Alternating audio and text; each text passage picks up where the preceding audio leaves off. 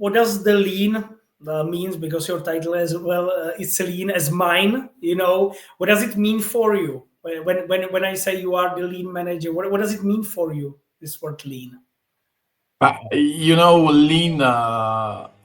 Basically, for me, there are like a lot of definitions of lean, but for me is to deliver the value to the customer with the minimum of resources. So and in a safe manner, because safety first. So basically, there's always this safety, quality, lead time, and cost. So what I sometimes say, it's basically in a safe condition, we need to deliver quality product on time in the quantity customer want and with the minimum cost. Okay. That's Perfect definition. I know there are several, but I like it because often I hear the lean is about sets of tools. no. And this is what I need to distinguish, because a lot of people, they just mix cost cutting and the lean approach or the mindset, and for me these are completely two different things. Yeah. So anyway, it's there is some cost cutting involved, but basically it's about removing the non-value added activities, because we should really need just to be focused on the value for the customer. So first we need to understand what is the value of our customer, and then we need to find a way how to deliver it with the minimum of resources and minimum of non-value added activities. So pretty simple. Yeah, just to remove the waste from the process. How we call it, the muda. Okay, now a little bit change the topic, because I think that recently you are like the star in Slovakian internet and LinkedIn, with the one of the highest raising star in Slovakia internet, and I think you have been voted like #1 in Slovakia internet based on some the studies. So tell me more about that. Yeah, what was your journey to become a star on LinkedIn? There was, I think it was like beginning of 24, and one of my colleagues, he started to post on LinkedIn. And I was like, okay, but why are you doing this? For what? And then I think it was about that time. There is a podcast in Slovakia about it's called LinkedIn Kolotočári. So like I don't know how to translate the LinkedIn carousel guys. Yeah. Anyway, so it's a podcast about how to improve your presence on LinkedIn, and how to basically how to use LinkedIn in an efficient way that it brings you some value. So I think I started with some posts, like one per week. I just put some. My first post was some picture from the training I did in the plant. I got like 5K views, which I was quite impressed. I was just listening this podcast and just trying to do what the guys was explaining. So, and I was trying to find a way of how I want to present the lean, and I didn't want to present some videos from the plant, but also because of the confidential things. But I saw a lot of profiles doing this. So I try to find a way how to find like a lean in the real life situations. So let's say to bring lean to the masses.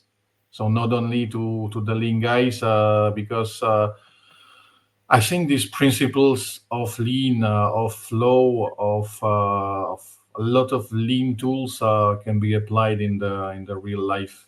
So I started to look for the videos where I can show the lean principles, and fortunately it's quite successful. And I started the journey in January. It's like, yeah, it's been a few days ago.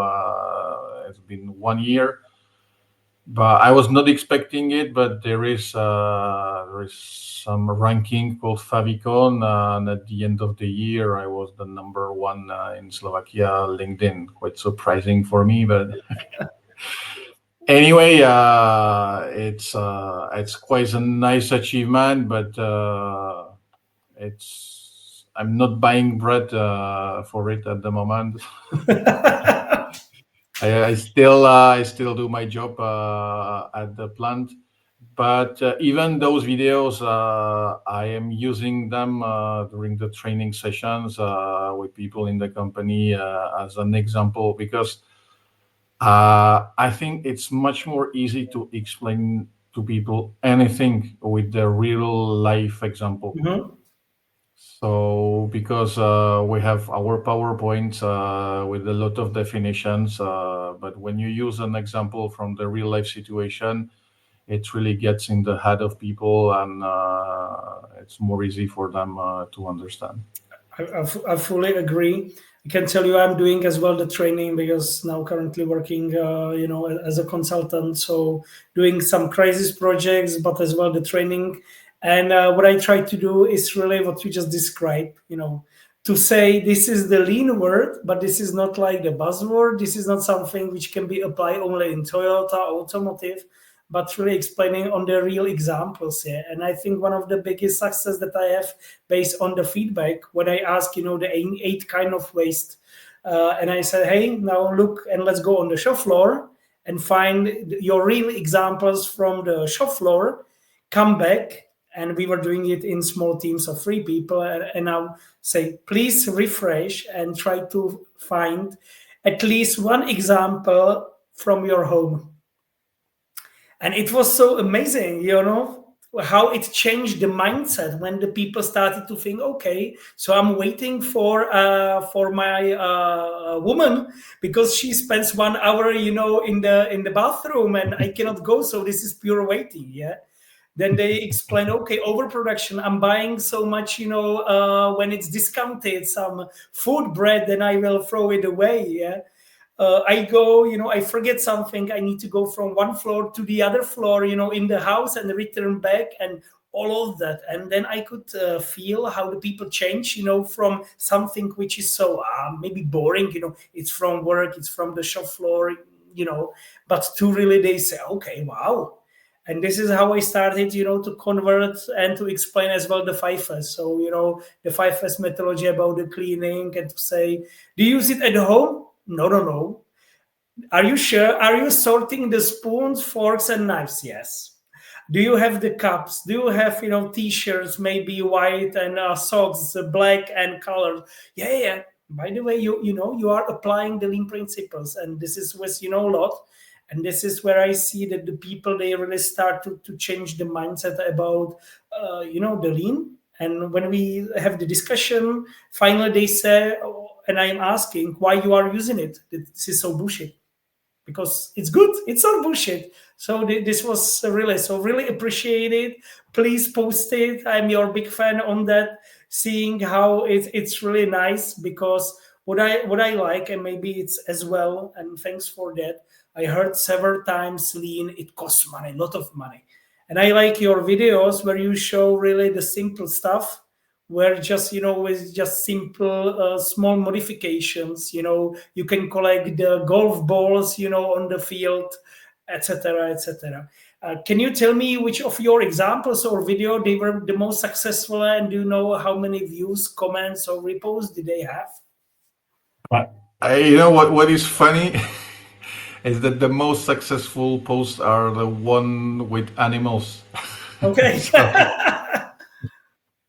but sometimes I think in Czech Republic it was the same, but in Slovakia at the end of the news, like the evening news, there was like a nice report about animals, just to have a nice ending of the news. So people like animals.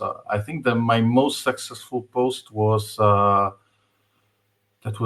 video of a crow, which was a crow is a super intelligent animal, and he was trying to remove some food from a pipe using some tools. So I think it had around 500,000 of impression and more than 2,000 likes. Then there was a video of sheeps, which like a drone video from the top, like the sheeps are moving, which was like showing the bottleneck principle. But there's plenty of videos. What was really great, I think a few weeks ago I posted a series of posts about the 7 ways of lean, Mm-hmm.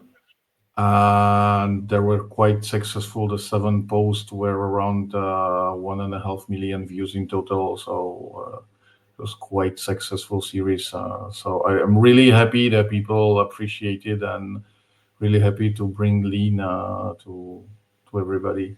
Yeah, thanks for that. Because I think that's very important. Because I often really heard all these, things lean. It costs money. It's just not applicable. It's not applicable in our industry. It's not applicable at home. So thanks for sharing this, because now the people can see that it makes sense, and all of these things that really make sense. Yeah, which is So, cool. in fact, you said lean cost money. Basically, in lean, we should always try to find a way how to use our current resources. Mhm. So, if we have a machine and we need to produce more parts, can we do something that the same machine can produce more rather than buying a new one? So, I think this is the key in lean is first to think about how to use what we have, and Mhm. then there were plenty of low cost solution. And I really love this karakuri principle, Mhm. which is the low cost automation using the gravity and natural forces to move things, or to use an existing movement of something like we have a part moving on the conveyor and we need to turn the part. We just need to maybe add some pin or some small things on the conveyor, and the part can turn by itself. Easily. We don't need to always think when we say automation. It's not always an robot, an AI, something very complex, very expensive. Karakuri, it's really a low cost automation, and there is I think there's plenty of examples from industry. There's plenty of examples from the real life where just using a simple things are getting the job done. Yeah, I love it. I remember when I invented myself a very simple, instead of broom, it was really like the scissors solution, So like two cross brooms, and you just swipe like this, and then you can, take and sweep a lot. Very simple, costs almost nothing, but really efficient. Yeah, and I like it. That really lean is really, find the simple things, and definitely don't say that we need a high investment. And that's why I'm really happy that you confirm as well that that it's like this.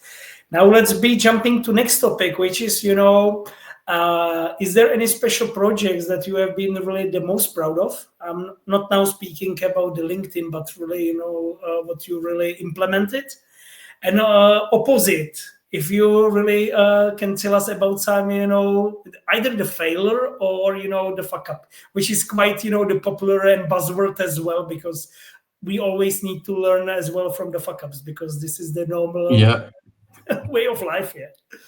but what is really important is not to be afraid of fuck ups, Mm, because my philosophy since I'm doing this is you don't try, you don't know. mm, So very often, what I see is that people are like thinking about some solution. They develop some theoretical solution, and they say, "Yeah, but what if it will not work?" They don't even try. So unless you have to cut some machine in half and you cannot join it together, because very often we are working on like a reorganization of some assembly processes and some workstations. Very often you just make some simulation on the paper or on some CAD or something. Anyway, until you really try it, you don't know. And to move some machines, okay, it will take some time. You put the operators on the line, you try, you see. very often it's like, okay, shit, we have to go back. But then you're learning from the mistakes. But really, what is really, really important is to not be afraid of making a mistake and to fail, because even the failure, it can lead you to another solution. But really, I think, but I did in a lot of plants, a lot of different improvement projects. So I don't know if I can really like highlight some of them. And I think fuck ups I just removed from my memory. But there were some, but it was I think it was never like a really major fuck up, which we were not able to fix in a very short time. But there are some fuck ups, like you forget to think about something, and this is maybe a very important thing which I would like to mention is it's important to include the operators and the people from the field in our improvement activities. This is what I learned from some of the fuck ups, that we clever engineers, we arrive somewhere, we observe something for hours, and then we make a decision to change something. And at the end, after a few days, we find out that there is a huge mistake because we forgot about something which we didn't see. And if we would just like simply ask operator before, we would avoid this one. So since that time, every time we are doing some transformation activity on the shop floor, there's operators and team leaders involved, because those people are the ones who are touching the parts, touching the process every day. So that's maybe an advice for the others. If you are thinking about some productivity improvement, whatever ideas, you just include the people who are working with it. Yeah, thanks for mentioning that, because for me it's really crucial. And I really remember when, because this was again my learning from some fuck ups. And when I explained to the management, we need to involve, you need to free the resources that we can, be with these guys in some Kaizen activities. And finally, when they finally decided something without them, and I said, how would you like if I go to your house, I modify you something in your house, and I leave, and you come back, and you will realize it's different. And the top management guys, they told me, no, I wouldn't like it. I said, so don't do it to the guys, because that's the completely the same if you create something, from the table or remotely because you think you are the best, and you modify it and not involving them. It's completely the same how you come if somebody is coming to your kitchen, modify to your house, come back, and you are really frustrated. So that's the same, and I think there Yeah. was the understanding just after when I explained that. A part of podcast, is there some movie book that inspire you, I mean, in Berlin or even in the professional, like the self motivation, or your improvements? So I recently read a book which is called "Who Moved My Cheese." I don't know Okay. if you know it, but this No. is really an interesting book. Like a small book. You can read it in 1 hour, and it's basically a book about about mouse. And there are like two mices, and one is it's basically a book about how people are resisting to change, and Okay. it's really like a mind-opening book when you read it, and you can go through it very quickly. So if we speak about some motivational book, I would really suggest this one. I heard that in some like a big corporates, this is a must read, and they are giving this to the employees when they hire them. It's Okay, really cool. a short book, really a great one. But then I have to admit, I didn't really read a lot of books about Lean in my life. I read the book. I think it was called. Toyota way or something like this. But at the end, all those like the blockbuster books about lean, but they are some decades old. And what is the From 80s, biggest? 90s. Yeah. So, and what is the biggest strength of Toyota and the TPS is the Kaizen. So even TPS, it's evolving. So if you read the book about TPS from 80s, it's not valid anymore. So, and really, like I had this 7 years hands-on experience with TPS, and really thankful for this experience with Toyota. This learned me much more than reading any book. The books. So. I'm It's not really reading books about lean, but I really like to read the biographies of some people. So and I really like the stories of the people who started from nothing and they achieve something. So there is a bit of lean there because they started with minimum resources. And they built something. There is a book which I read several times. It's a book which is called Win or Learn. No, yes, Win or Learn from John Kavanagh. It's the coach of Conor McGregor, the MMA fighter. Okay. So I really love the message. So either you win or you learn. So from every loss, you have to take it and you have to learn from it. And it's really interesting to see the story of a guy who was a plumber having €0 in his pocket. Now he's a billionaire. So there is also interesting one is the biography of Zlatan Ibrahimovic, the football player. But the same, the guy grown in a really poor and dangerous district in Malmo, I think, and you see where he is. So I really like those stories, and it's really because they made us.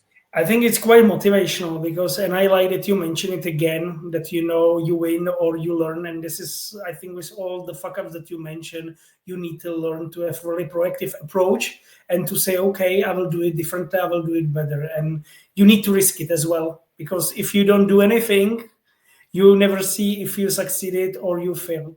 We are coming till the end. My last question is, what advice would you give to the young guys, which are maybe now 20, 25 years young or old, and they would like to do your job? So what kind of advices would you give them? Well, what I can tell them is lean is not a rocket science. So all you need is a common sense and an ability to observe things and spot things and to analyze what you see and to conclude it to some solution. But the main message is, as I said, you should not hesitate to make a mistake, because doing nothing will move you nowhere. So again, win or learn. So you see, and if you fail, you go back and you find another way. So this is I think what I've been doing for this 18, 19 years in automotive. I was never hesitating to fail. Fortunately, I didn't fail a lot of times in some critical way, but really don't hesitate to make a mistake, do and see and improve the Kaizen spirit. Thanks a lot, Andrea. I think that was very nice words. So this is the end of Efficiency Now podcast. Don't be silent, be lean. My guest was Andrej Morocz, operational excellence lean at Plastivaloire.